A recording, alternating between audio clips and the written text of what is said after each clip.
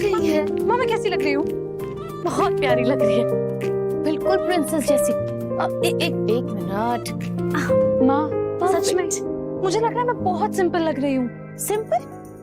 कल्पू, तू मेरी बेटी है, देख जरा सामने, सिंपल कैसे लग सकती है तू? हाँ? इस ब्राइडल गेटअप में बहुत प्यारी लग रही है। सच्ची? बस एक सेकेंड, मेरे बच्चे को किसी की नजर ना लगे। पापा कहाँ हैं? मुझे पापा से भी पूछना है। पापा संभल के कल्पू। राजन, ये बाहर का वरांडा है ना, उसका काम कल तक हो जाना चाहिए, ठीक है? और एक चीज, ये गेस्ट हाउस की जो पेंटिंग है वो भी एक बार चेक कर लेना, ठीक से हुई है या नहीं। लड़के वालों की तरफ से कोई कंप्लेंट नहीं आनी चाहिए। सर सब हो जाएगा अच्छे से, आप टेंशन मत लीजिए। डैडू ग्रेट, नाइस। बताओ मैं कैसी लग रही हूँ? हो माँ कह रही मैं अच्छी लग रही हूँ, बट आई डाउट। अच्छा, माँ कह रही है अच्छी लग रही हो। मेरी बिटिया, माँ बिल्कुल सच कह रही है, एकदम चांद जैसी लग रही हो तुम। Thank you. सर बिल्कुल सही कह रहे हैं मैम। आप देखना, एंगेजमेंट पार्टी में आप सबका दिल जीतोगे। Wait a second. राजन एक मिनट आना। हाँ जी। हेलो, हाँ बोलिए। कुलदीप, बंगलों का डिस्प्यूट अभी तक सॉल्व नहीं हुआ है। ये आखिरी वार्निंग है तुम्हारे लिए। अगली बार सिर्फ फोन नहीं बजेगा, तुम्हारी मौत होगी। धमकी दे रहा तू मुझे? तेरी इन बातों से मैं नहीं डरता, समझा? जा, जो करना है कर ले। कुलदीप, क्या है ये? अब ये कॉल्स मजाक नहीं होते कुलदीप, मैंने पहले भी कहा है पुलिस कंप्लेन करते हैं। Relax Mitali, relax. मैंने सीआईडी को ऑलरेडी बता चुका हूँ। I just need to get some fresh air, okay? मैं अपने मेडिटेशन रूम में जा रहा हूँ।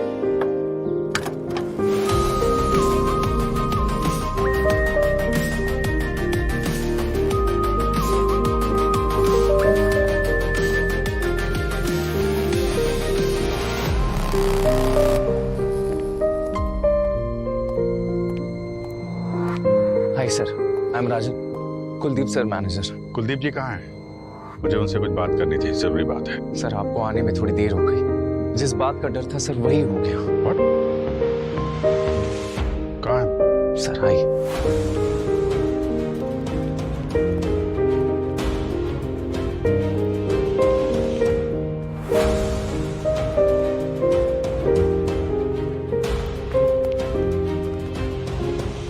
हटिए। एक्सक्यूज मी, एक मिनट।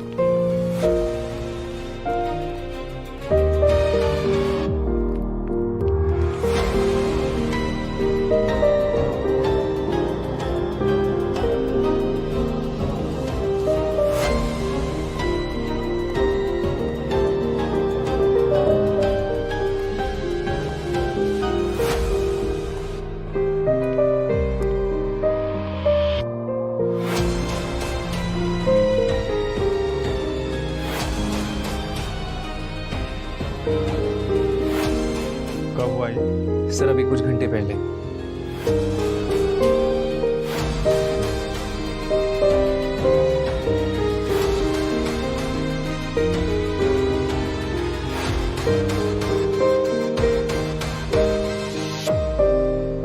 सर ये कुलदीप जी की मौत हो गई है। ओके ओके सर, या आखिरी बार कब देखा था तुमने कुलदीप जी को? सर आखिरी बार तो कुलदीप जी को प्रभाकर नहीं देखा था, ये सर का बॉडीगार्ड है। कुलदीप जी के मेडिटेशन रूम में आने से ठीक पहले क्या हुआ था? सर आज शाम को 4 बजे से थोड़ा पहले सर लिविंग रूम से निकले और कॉरिडोर से होते हुए अपने मेडिटेशन रूम में आए। उन्होंने दरवाज़ा बंद कर दिया। मैं रोज की तरह बाहर ही खड़ा रहा। पर सर वैसे सर का मेडिटेशन सेशन 20 मिनट का होता है, पर इस बार 40 से 45 मिनट हो गए और कुलदीप सर बाहर नहीं आए। कुलदीप सर ने आज तक ऐसा नहीं किया। ये सब मुझे खटका सर। कुलदीप सर आप ठीक तो है ना? क्या हुआ प्रभाकर? सर को 40 से 45 मिनट हो गए। वैसे तो अक्सर सर 20 मिनट में आ जाते हैं, अभी तक बाहर ही नहीं निकले। कुलदीप सर, मुझे लगता है हमें दरवाजा तोड़ना पड़ेगा। हाँ ठीक है।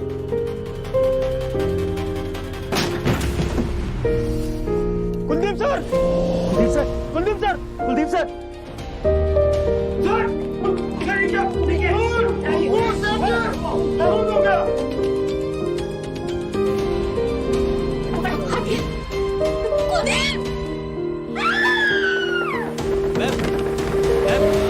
पर सर समझ में नहीं आ रहा कि ये सब कैसे हुआ। राजन, तुम कहाँ थे जब ये सब हुआ? सर मैं तो अपने स्टडी रूम में था। सर के नेक्स्ट डे का स्केड्यूल बना रहा था और जब सर काफी देर तक बाहर नहीं आए तो मेडिटेशन रूम के बाहर आया। ठीक है, आप लोग जरा बाहर जाइए।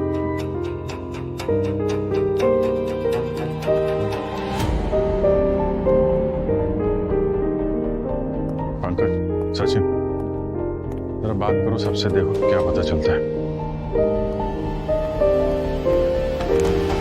ये एंट्री के हिसाब से तो बहुत सारे लोग आए यहाँ पर।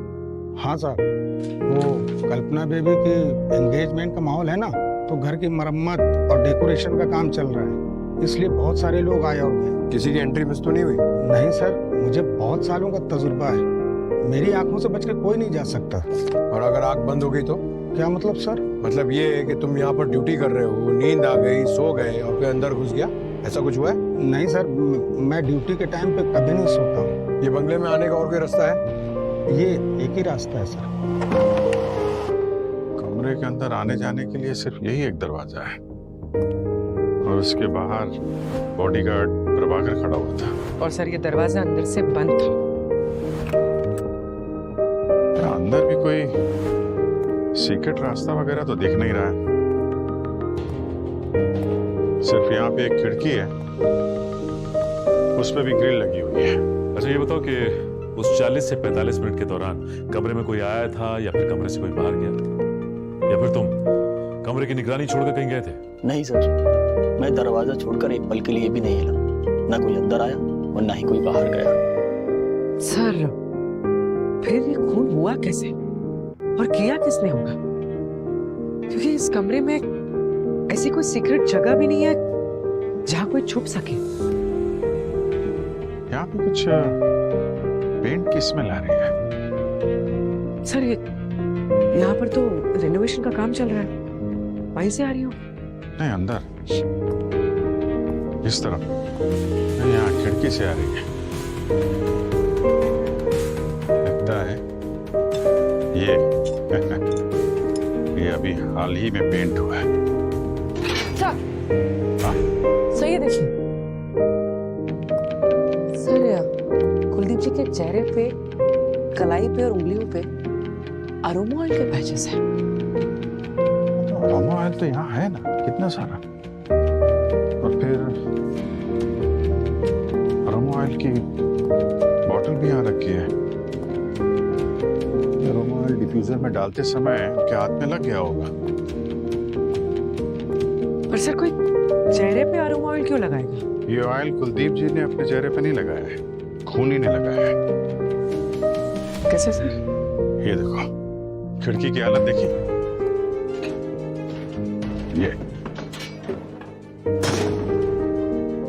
ये खूनी यहाँ इस खिड़की से अंदर आया, उसने कुलदीप जी को मेडिटेशन करते समय पीछे से वार किया होगा, उनके चेहरे पे हाथ लगाया होगा। हाथापाई के दौरान तो शायद वो पेंट इनके मुंह पे लगा होगा और शायद वो पेंट निकालने के लिए यहाँ से अरोमा ऑयल का इस्तेमाल किया, उनके हाथ का पेंट निकाला और चेहरे का पेंट निकाला।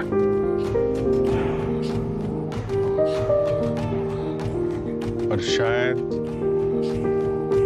कुलदीप जी की बॉडी में से सोना भी लेके चला गया। सोना? ये देखो, फोटो में देखो, ये चेहरे पे, गले में चेन है, यहाँ पे ब्रेसलेट है और यहाँ पे ब्रेसलेट, चेन सब गायब है। सर मान लेते हैं कि खूनी इस खिड़की से आए, पर ये कमरा तो हायर फ्लोर पे है और ये दीवार भी प्लेन है, कोई सपोर्ट भी नहीं जिसे पकड़कर वो चढ़ के आए। फिर ये कैसे ऊपर आया? नीचे से नहीं आया तो ऊपर छत से आया हो। छत से रस्सी वगैरह के सहारे से अंदर आया, कुलदीप जी का फोन किया और वापस छत से भाग गया। अच्छा राजन, ये बताइए कि ये घर में डेकोरेशन और पेंटिंग का काम चल रहा है, इसमें घर का कोई आदमी सुपरवाइज कर रहा है इसको? यस सर, कुलदीप सर की वाइफ मिताली मैडम।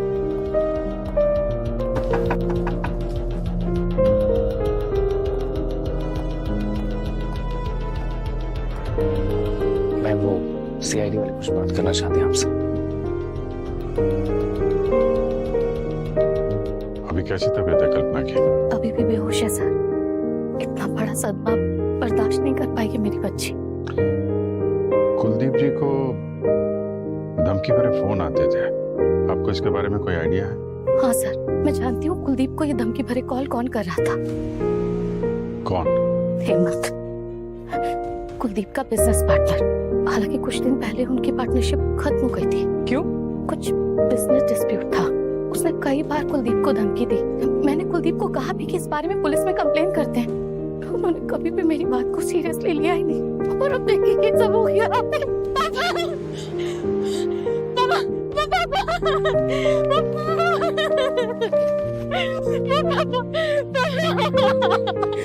सब ठीक हो जाएगा।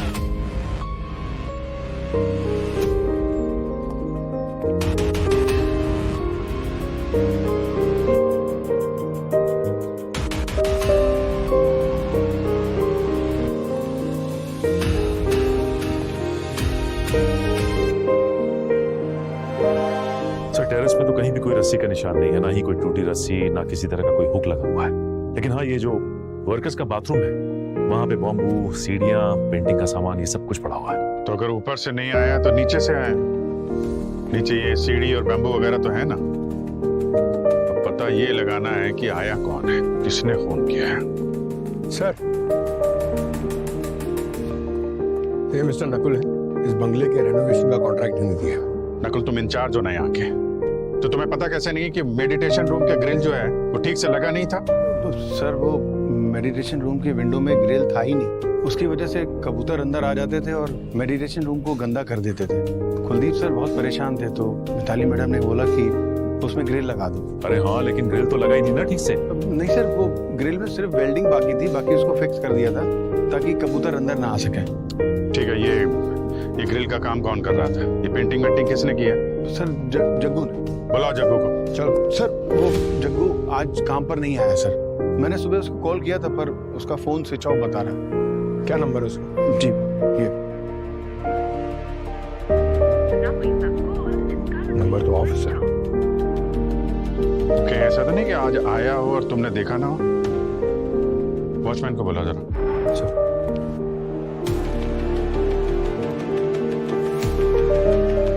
रजिस्टर में तो एंट्री नहीं। वृंदा जी, क्या है ये सब? नकुल ने तो बताया कि आज सुबह जग्गू यहाँ पर आया था। तुमने रजिस्टर में एंट्री क्यों नहीं की? सर 1 मिनट, जब तक बोलने को ना कहा जाए ना, चुपचाप खड़े रहो। क्या हो रहा है यहाँ पे?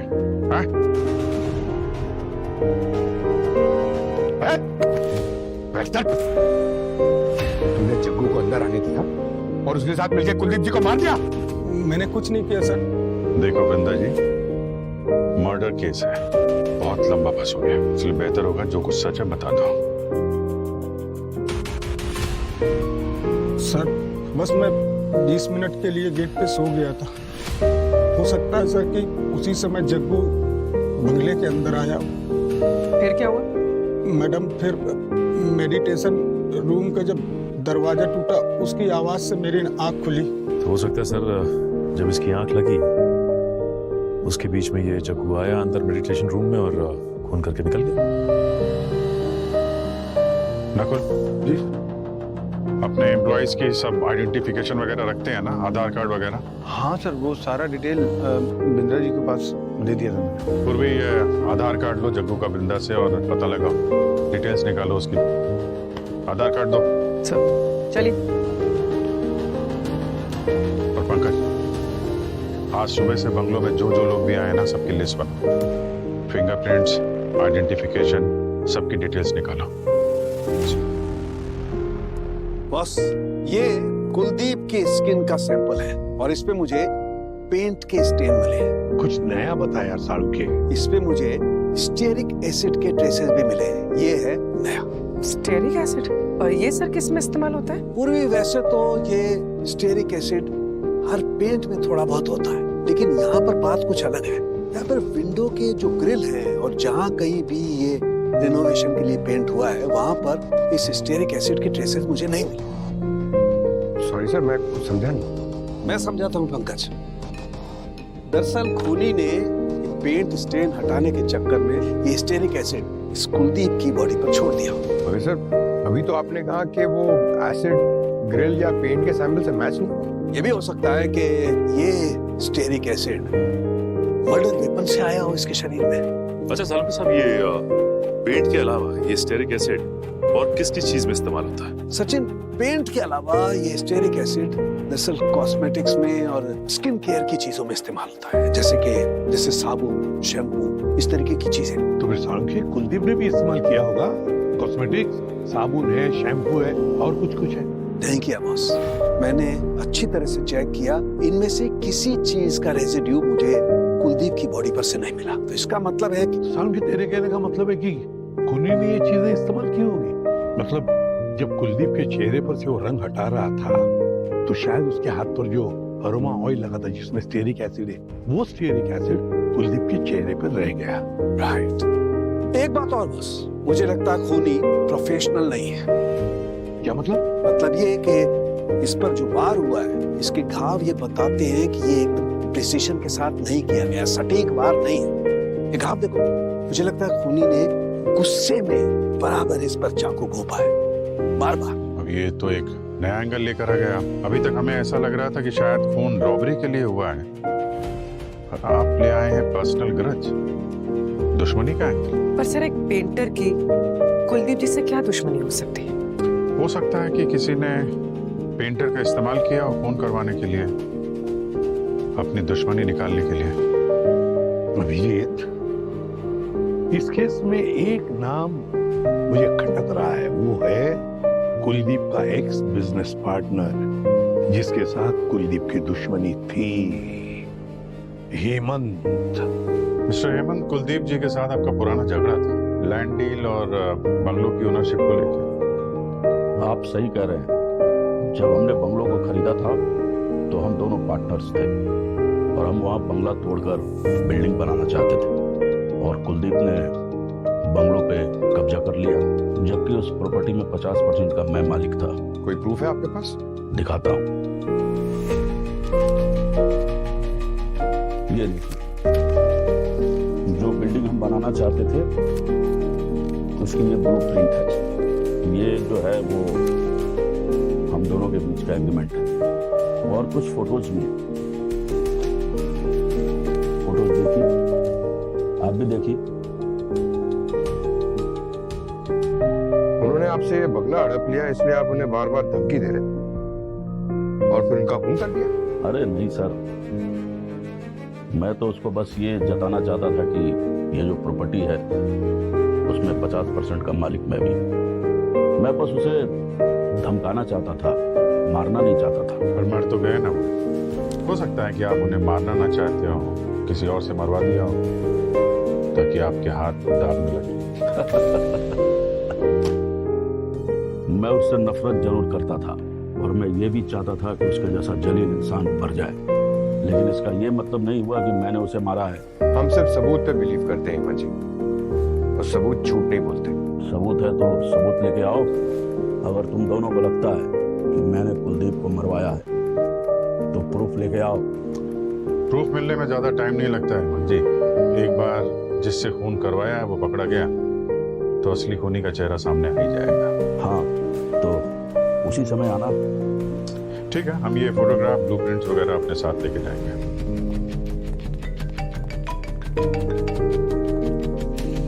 कहाँ पूर्वी? ग्रेट। कहाँ पे है? हाँ ठीक है, मिलते हैं। जग्गू का पता चल गया है, मैं जरा उससे मिलता हूँ। तुम हेमंत की कुंडली निकालो और कुलदीप के फोन रिकॉर्ड भी चेक करो, वो कौन कौन उसके पीछे पड़ा हुआ था। हाँ हेलो, अरे मैं बोल रहा हूँ पतिदेव तुम्हारा।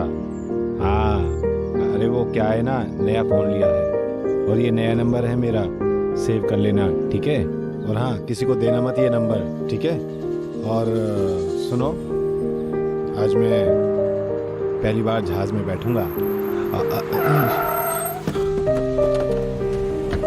क्या जग्गू जी, थोड़ा टाइम है आपके पास? थोड़ी बात करनी थी आपसे। कौन है आप लोग? मैं अनजान लोगों से बात नहीं करता। अरे हम लोग अनजान नहीं है, तुम्हारी ससुराल से हैं। ससुराल? मेरी? सीआईडी से। सीआईडी? क्या हुआ सर? कुछ नहीं, ये नया फोन, नया नंबर, प्लेन की टिकट है ना, चौंको मत। क्या ना, ये सब खरीदने के लिए फोटो आईडी लगती है और फोटो आईडी के लिए तुमने आधार कार्ड का इस्तेमाल किया, बस यही गलती हो गई। तुम्हारे आधार कार्ड पे नजर थी हमारी। चलो चलते हैं ससुराल। हाँ? ससुराल? नहीं। अरे खड़े क्या हो गया है यार, सब काम सीनियर करेगा क्या? भागो भागा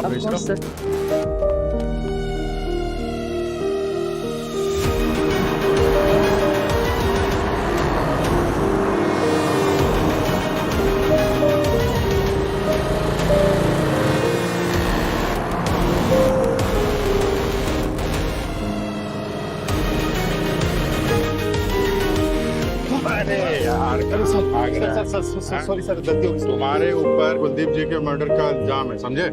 मैं क्यों मारूंगा उन्हें सर? मेरी क्या दुश्मनी है उनसे? अरे दुश्मनी नहीं है, दोस्ती है, लेकिन पैसों से।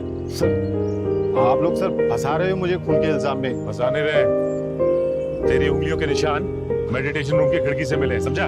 वो तो सर इसलिए क्योंकि मैंने वो खिड़की पेंट की थी ना सर। और जानबूझ के तुमने ग्रिल ठीक से नहीं लगाई ताकि उसी रास्ते से वापस आ सको और कुलदीप जी की हत्या करके निकल सको। नहीं सर, वो मुझे ऐसा करने के लिए कहा गया था। वहाँ पर कुछ सोल्डरिंग का काम बाकी था और एक पेंट की कोटिंग भी होनी थी उस पर सर, इसलिए वो ऐसा छोड़ा। काम पे क्यों नहीं आया कल फिर? सर वो आया था सर, थोड़ा लेट हो गया आने में। जैसे ही वो घर में पहुंचा, देखा एक कमरे में ज्वेलरी पड़ी है और वहाँ आसपास कोई नहीं था सर, तो वो ज्वेलरी मैंने उठाई और मैं वहाँ से निकल गया सर।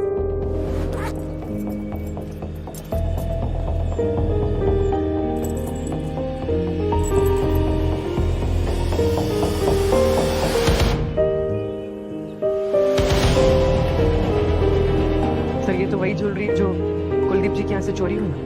क्या है ये सब? वही तो बोल रहा हूँ सर, चोरी की है, किसी का खून नहीं किया। मैं वहाँ कुलदीप जी के मरने के बाद पहुंचा था सर, माँ कसम। सर मैंने सीसीटीवी फुटेज चेक की है बंगलों के बाहर एक एटीएम से। ये जग्गू सही बोल रहा है सर, ये तो मर्डर के बाद बंगलों की तरफ जा रहा था। तो फिर इसका मतलब ये किया कि जग्गू खूनी हो ही नहीं सकता। तो फिर अगर जग्गू खूनी नहीं है तो फिर खूनी है कौन? और सर ग्रिल पे भी हमें कोई फिंगरप्रिंट्स नहीं मिले। और प्रभाकर का भी यही कहना था कि उसने मेडिटेशन रूम में किसी को भी जाते हुए नहीं देखा। और अगर कोई ग्रिल या विंडो के रास्ते नहीं घुसा है तो बंद कमरे के अंदर घुस के कुलदीप जी को मार के कौन निकल सकता है? वही तो सर। हाँ सर, मैंने कुलदीप जी के कॉल रिकॉर्ड्स चेक किए। उन्हें लास्ट कॉल 4:10 पे आया था सर, हेमंत के कॉल के बाद, जब वो मेडिटेशन रूम में थे। किसका कॉल आया था? मिताली का सर।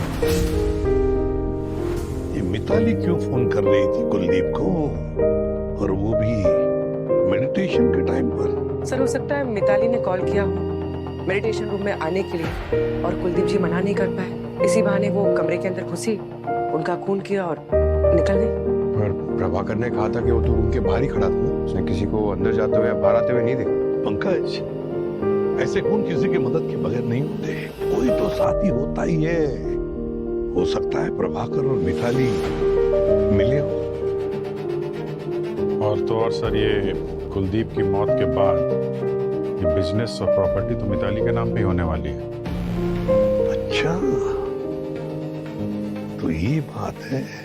तो फिर अभिजीत, बुलाओ इन दोनों को ब्यूरो में, पता तो चले ये प्रभाकर और मिताली कौन सी खिचड़ी पका रहे हैं। मम्मी कहाँ जा रहे हो? बेटा मैं ऑफिस जा रही हूँ। ऑफिस क्यों? एक जरूरी काम आ गया है कल्पना। अगर पापा होते तो मैं नहीं जाती, पापा ही जाते। लेकिन अब पापा नहीं है तो किसी को तो काम संभालना होगा ना, इसलिए मुझे ऑफिस जाना पड़ेगा। जल्दी आना माँ प्लीज। हाँ, लो राजन भी आ गया। तुम घर पर राजन के साथ बैठकर बातें करो, मैं जल्दी आऊंगी।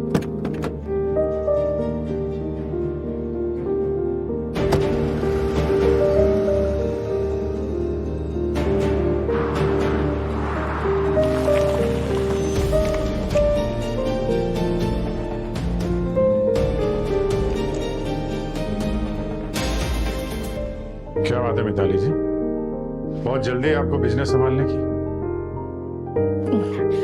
हाँ सर, वो मेरे पति कुलदीप, उनसे बिजनेस डील करने में कुछ गलतियां हुई थी, बस मैं उन्हें ही ठीक करने की कोशिश कर रही हूँ। ठीक करने आई थी या खत्म करने आई थी आप? ये क्या कह रही हैं आप? नहीं, पति के मरते ही उसके दुश्मन से दोस्ती करने चली आई आप।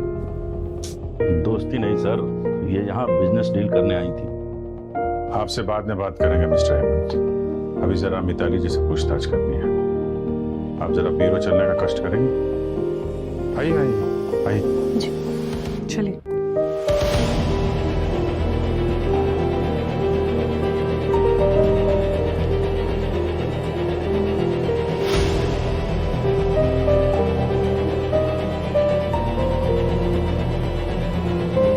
मिताली जी, एक बात बताइए, जब कुलदीप मेडिटेशन रूम में था तब आपने उसे फोन किया क्यों, और ये बात हमसे छुपाई क्यों? क्योंकि उस कॉल का इस केस से कोई लेना देना नहीं था। लेना देना है या नहीं वो हम डिसाइड करेंगे मिताली जी। हम तो कहते हैं कि आपने प्रभाकर के साथ मिलकर कुलदीप को मारा। ऐसा क्यों किया प्रभाकर तुमने? अपने ही बॉस को फोन कर दिया? नहीं, झूठ मत बोलना, तुम्हारे फिंगरप्रिंट्स मिले हमें बॉडी के ऊपर। सर मैंने नहीं मारा सर को, और मैं उन्हें क्यों मारूंगा? और फिंगरप्रिंट्स जब मैंने उनको छुआ तब लग गए होंगे। तो फिर मिताली मैडम ने ऐसा क्यों कहा कि तुम्हारा बहुत बड़ा झगड़ा हुआ था कुलदीप के साथ? तुमने जान से मारने की धमकी दी थी उन्हें? नहीं सर, ऐसा तो कोई झगड़ा नहीं हुआ था, वो झूठ बोल रही है। वो ऐसा क्यों बोले? सर वो फंसाना चाहती है मुझे, और मुझे तो पूरा डाउट है कि मिताली मैडम ने ही मर्डर किया है। ऐसे क्यों? क्योंकि सर के मरने के बाद मिताली मैडम ने सारा का सारा बिजनेस टेक ओवर कर लिया। सर मुझे ना पक्का डाउट है कि पैसों के लिए मिताली मैडम जी ने ही सर को मारा होगा। मैंने कुलदीप को कॉल किया था क्योंकि मैं कुलदीप को याद दिला रही थी कि हमारे समधी आने वाले हैं जिन्हें लेने के लिए हमें एयरपोर्ट जाना है। वाह रे वाह, और एक नई कहानी। तो जब कुलदीप का खून हुआ उस वक्त आप कहाँ थी? मैं, मेरी बेटी कल्पना, हम दोनों वीडियो कॉल पर थे इवेंट मैनेजमेंट कंपनी के मैनेजर के साथ। सर 2 महीने में मेरी बेटी की शादी होने वाली है। शादी की तैयारियों के बारे में ही हम मैनेजर से बात कर रहे थे। आप लोग चाहें तो मैनेजर के साथ क्रॉस चेक कर सकते हैं। वो तो हम क्रॉस चेक कर ही लेंगे मिताली जी, लेकिन जब तक हमारा इन्वेस्टिगेशन पूरा नहीं हो जाता आप शहर छोड़कर कहीं नहीं जाएंगे, समझिए आप?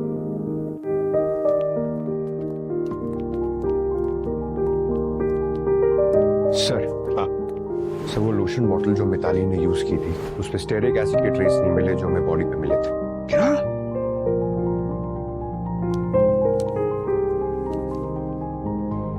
अभिजीत, ये जो है ये ब्लूप्रिंट, ये पुरानी बंगले की ब्लूप्रिंट है जो हमें हेमंत ने दी थी। अब इस ब्लूप्रिंट में देखो, बंगला और मेडिटेशन रूम अटैच थे, कनेक्टेड थे, लेकिन अब ये देखो, ये अब कनेक्शन गया और यहाँ ये वॉल बन गई। तो कहीं ऐसा तो नहीं इस दीवार के साथ किसी ने छेड़खानी की हो? सर हमने जब इन्वेस्टिगेशन की तो सारी दीवारें अच्छे से चेक की, सारी की सारी दीवारें बिल्कुल ओरिजिनल है, सीमेंटेड से, कोई छेड़छाड़ नहीं की गई। लेकिन सर फिर बंद कमरे में खूनी को जमीन निकल गई कि आसमान खा गया?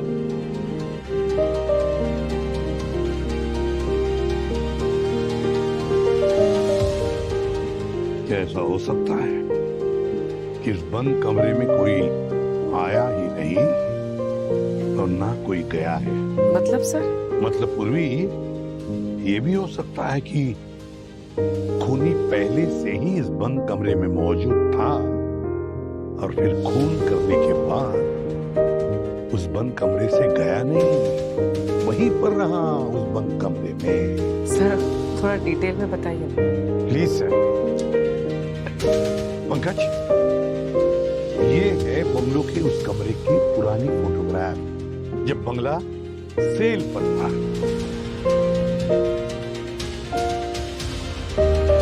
और ये है उसी कमरे का अब का लेटेस्ट फोटोग्राफ, क्राइम सीन के कमरे का फोटोग्राफ।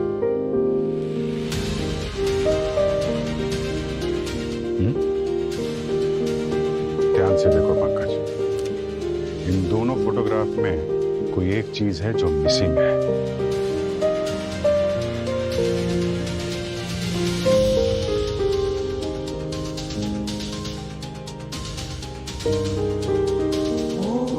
अच्छा। समझ गए पंकज? अगर हमने इस बंगले की पुरानी तस्वीरें नहीं देखी होती तो खूनी का असली खेल क्या है हमें पता ही नहीं चलता। इस फोटोग्राफ में यहां पे एक स्टैचू था।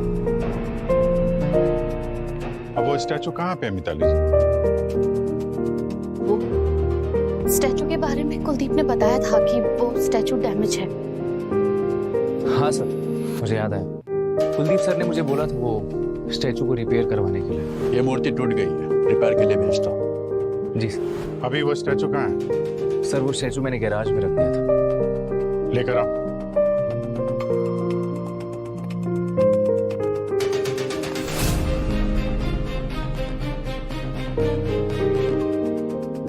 प्रभाकर जी सर। कुलदीप जी के मरने के बाद जब तुम लोग दरवाजा तोड़ के अंदर आए तो ये स्टैचू यहाँ पे था? कुलदीप सर को देख के मैं तो शॉक हो गया सर। मेरा ध्यान गया ही नहीं कि स्टैचू था या नहीं था। स्टैचू यहाँ पे था भी और नहीं भी। क्या मतलब सर? मतलब ये है कि खूनी यहाँ पे स्टैचू बन के खड़ा हुआ था। उसने अपने आप को स्टैचू के पेंट से कलर किया और कपड़ा ओढ़ के खड़ा हो गया और फिर कुलदीप जी के आने का वेट करता रहा। और जब यहाँ पे कुलदीप जी मेडिटेशन में डूबे हुए थे तो अचानक उनके पीछे से आया, उनका खून किया और फिर वापस स्टैचू बन के खड़ा हो गया। और जब घर वाले, स्टाफ वाले और वर्कर्स यहाँ पे आए तो उसने अपने चेहरे से कपड़ा हटाया और सबके बीच में घुल मिल गया और निकल गया। फिर वो वर्कर्स के बाथरूम में गया, अपना पेंट साफ किया और फिर काम पे लग गया जैसे कुछ हुआ ही ना। इस कपड़े पे भी वही ब्रॉन्ज कलर के मार्क्स हैं जैसे कि स्टैचू पे। और यही कलर किलर के चाकू पे भी था। इसी कलर में होता है स्टेरिक एसिड। स्टेरिक एसिड मिलता है कॉस्मेटिक पेंट में और यही स्टेरिक एसिड कुलदीप जी की बॉडी पे भी था। मतलब खूनी की हाइट और स्टैचू की हाइट सेम होनी चाहिए।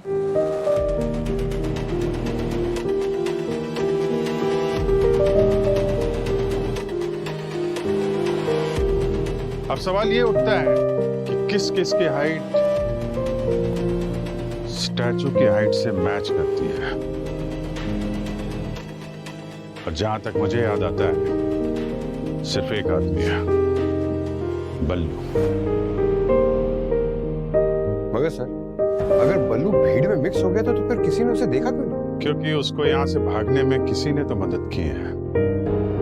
और अब वो कौन है ये तो बल्लू ही बताएगा।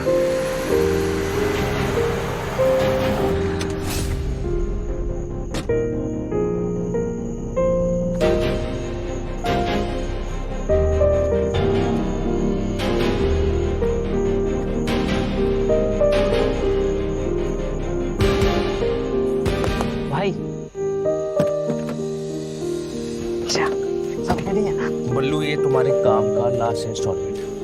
अच्छा, एक बात ध्यान रखना, सीआईडी को पता चल चुका है कि कुलदीप सर के मर्डर के पीछे तुम्हारा हाथ है, तो जितना जल्दी हो सके ना इस शहर से 9 घेरा लो। ठीक है, चलो चलता हूँ।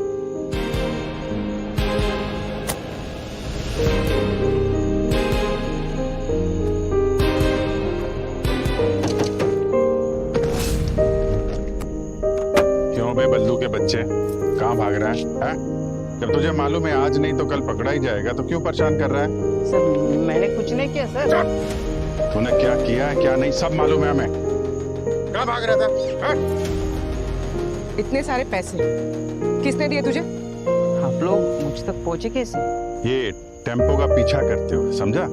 ये तेरे दोस्त का टेम्पो है ना, वो पेंट वाला जिसने तुझे पेंट दिया था? हाँ?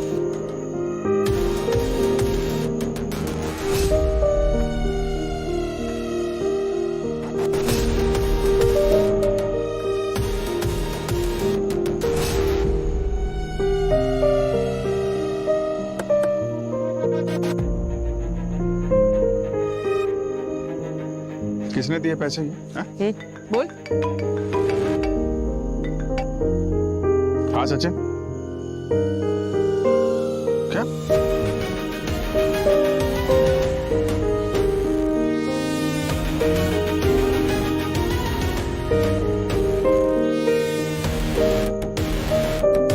हाँ पंकज। सर, राजन मर गया सर।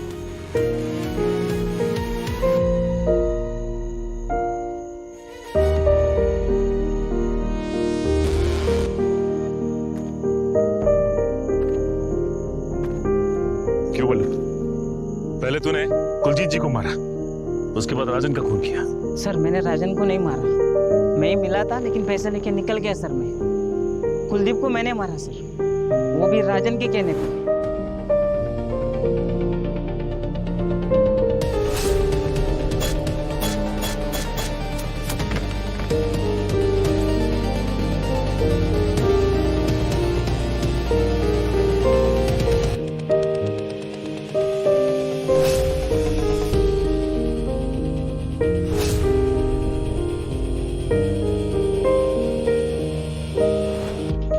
राजन के कहने पे कुलदीप को मारा इसने, तो फिर राजन को किसने मारा? मतलब कोई और है जो नहीं चाहता था कि हम लोग राजन तक पहुंचे। असली खूनी अभी भी बाहर घूम रहा है।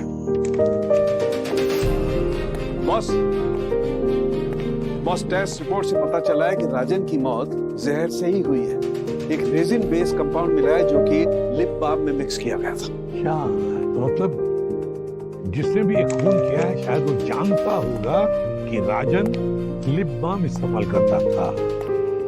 सर, राजन का लैपटॉप मिला है, पासवर्ड प्रोटेक्टेड है, वो क्रैक कर रहे हैं, पर उसके लैपटॉप बैग में एक गिफ्ट बॉक्स मिला है, इसमें एक डायमंड पेंडेंट है। बिल मिला है, राजन ने ही खरीदा है, पर इंटरेस्टिंग बात यह है कि ये डायमंड पेंडेंट का जो इनिशियल है वो है एम। एम? अरे वाह एम। अभिजीत, इस केस में सिर्फ एक ही इंसान है जिसका नाम एम से शुरू होता है, Mitali. Thank you so much for your service. आज से आप लोगों की छुट्टी, हम लोग अब ये घर छोड़ के जाते। क्या हुआ मिताली जी? ये बुढ़िया बिस्तर बांध के कहाँ जाने की तैयारी हो रही है? सर दरअसल मैं और कल्पना हमारे पुराने घर जा रहे हैं। क्या है कि कुलदीप की मौत के बाद इस घर में रहना हमारे लिए थोड़ा अजीब हो गया है, और यहाँ से जाके कल्पना के लिए भी थोड़ा चेंज हो जाएगा। वैसे पुराने घर आप दोनों में से कोई एक ही जाएगा और दूसरा जाएगा जेल। जेल? राजन के खून के जुर्म में। क्या राजन का भी खून हो गया? और जिस कार में हमें राजन की बॉडी मिली थी उस कार में हमें एक पेंडेंट मिला है, और हमें शक है कि ये पेंडेंट उसी का है जिसने राजन का खून किया है और उसके साथ उसका अफेयर चल रहा था। और ये पेंडेंट में जो इनिशियल है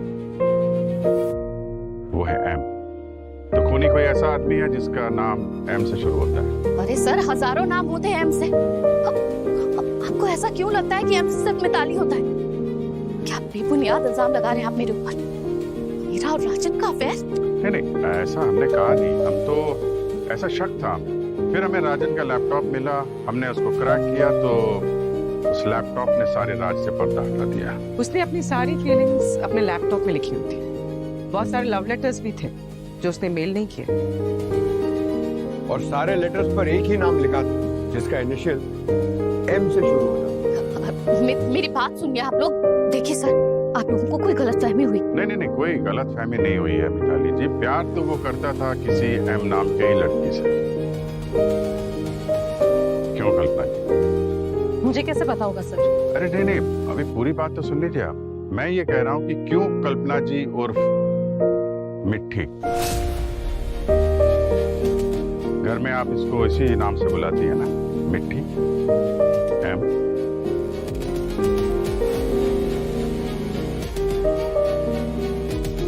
हमें तुम्हारे कॉलेज के लॉकर से ये जहर की शीशी मिली। ये वही जहर है जो तुमने राजन के लिप बाम में मिलाया था। बस बहुत हो गया कल्पना। अब ये बताओ कि तुमने राजन को क्यों मारा, जिससे तुम प्यार करती थी?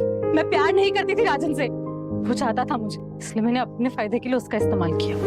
मिट्टी से अपने दिल की बात जब भी करने जाता हूँ, पता नहीं क्यों डर जाता हूँ। समझ नहीं आता उसे कैसे कहूँ कि मैं उससे प्यार करता हूँ।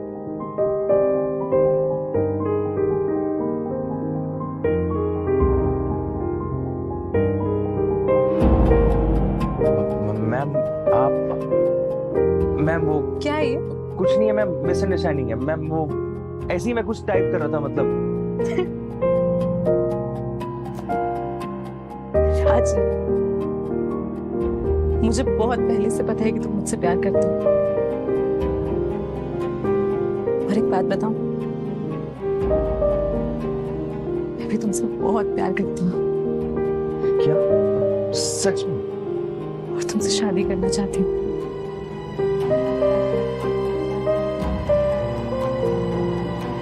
लेकिन कैसे होगा?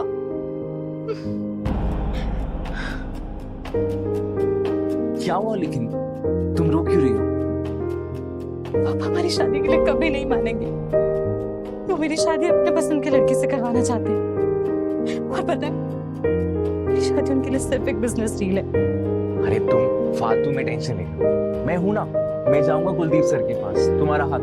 नहीं राजन, तुम नहीं समझ रहे। पापा हमारे रिश्ते के लिए कभी नहीं मानेंगे। अगर वो नहीं माने ना, तो मैं मर जाऊंगी। तो क्या करेंगे? एक रास्ता है। क्या? पापा को मरना होगा। क्या? तभी हम साथ रह पाएंगे। नहीं नहीं, ये रास्ता बिल्कुल बेकार है, बेतुका है। तुम रह सकते हो ना मेरे बिना? मैं नहीं रह सकती हूँ। ये सब कुछ नहीं। तुम्हें समझ क्यों नहीं आता? मैं मर जाऊंगी तुम्हारे बिना और मैं किसी और से शादी नहीं करूंगी। पर ठीक है, मैं सब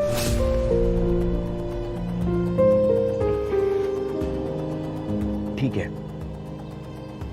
तुम कह रही हो तो कुलदीप सर को मरना होगा। मैंने राजन का इस्तेमाल किया ताकि पापा मुझे शादी में ना धकेल सके।